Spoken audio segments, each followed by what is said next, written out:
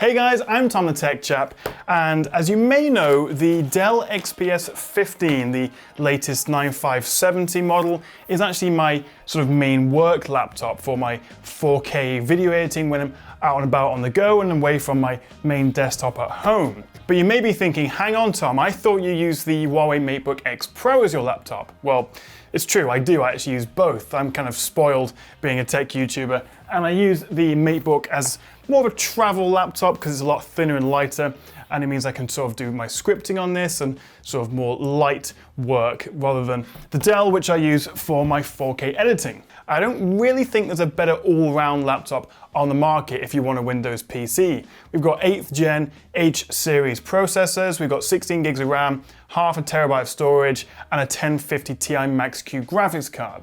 I'm perfectly happy with it, but there are a few areas I kind of would like to upgrade. First of all, the Wi-Fi chip inside it isn't the best. It's fine, especially after some post-launch updates, but it's not the most reliable or the fastest, which is why I've got a new Intel Wi-Fi chip that I'm going to upgrade it with.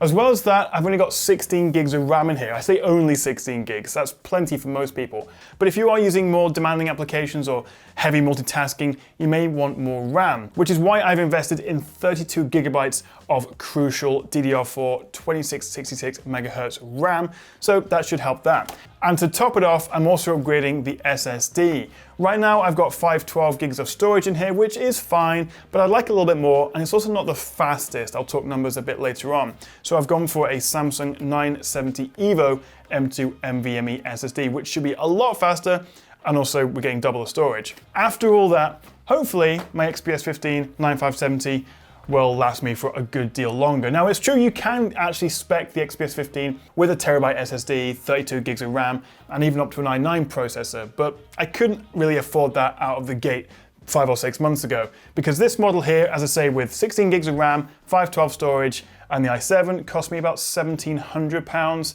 whereas the one with 32 gigs and a terabyte of storage, same processor, was about $2,200–2,300, so a good deal more expensive. But now we're a few months in, I think it's time for a bit of an upgrade.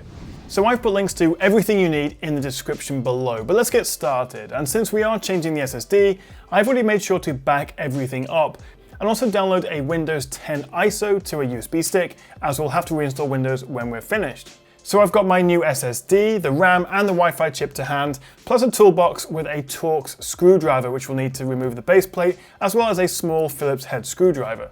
So let's start off by removing the base cover plate. There's 10 Torx T5 screws that are quite fiddly actually, so make sure you use the correct Torx screwdriver. Then there's 2 Phillips head screwdrivers under the little XPS flappy thing. Once they're out, you can just about get your fingernails in the side and pry the lid off. So you can see where we're going to be doing the upgrades. We've got the SSD, the RAM and the Wi-Fi chip.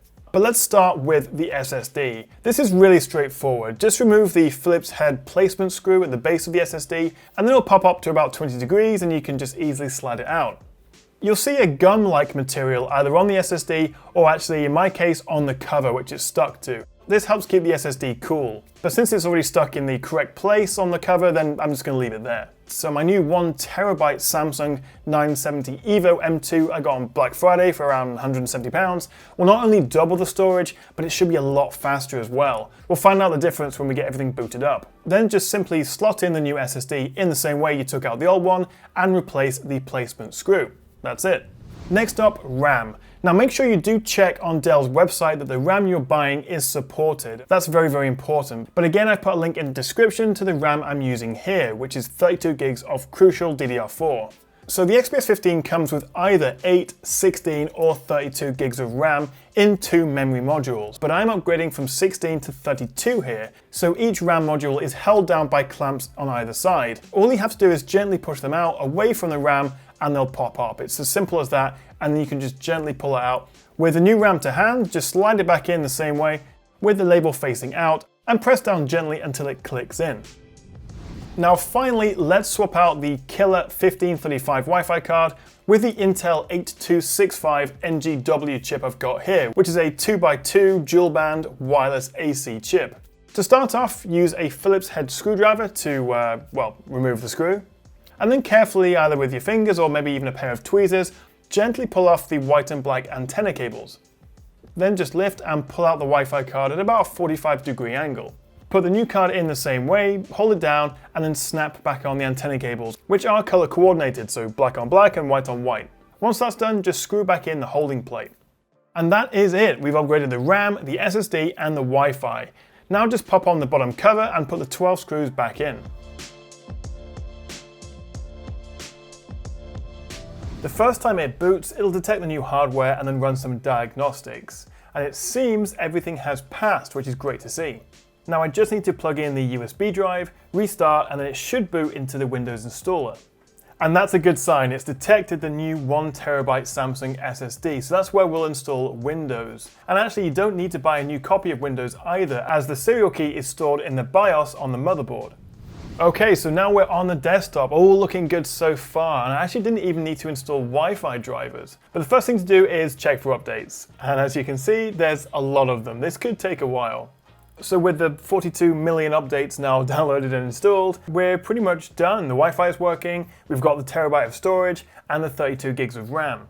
Before we finish though, I wanted to see how much faster the new SSD was versus the Toshiba one that comes with the Dell. Before, with Dell's Toshiba SSD, we were looking at 1717 read and 628 write. Now, with the Samsung 970 EVO, it's 3550 read and 2525 write. Even though it already had an NVMe SSD, the Samsung offers twice the read speeds and 4 times the write speeds. That's a lot faster. Plus, with double the RAM, everything should stay running smoothly, even when I'm editing and multitasking. So overall, that was a nice little upgrade and surprisingly easy to do. All in, it cost me about £400, which is a fair bit of money, and not actually that far off how much the higher spec Dell costs in the first place. But at least I do know these components are faster and higher quality. I've put links to everything I've mentioned in the description below. I really hope you found this video helpful, and if you'd like to see more how-tos and upgrade videos from me, hit that like and subscribe button below. Thank you so much for watching, and I'll see you next time right here on the Tech Chap.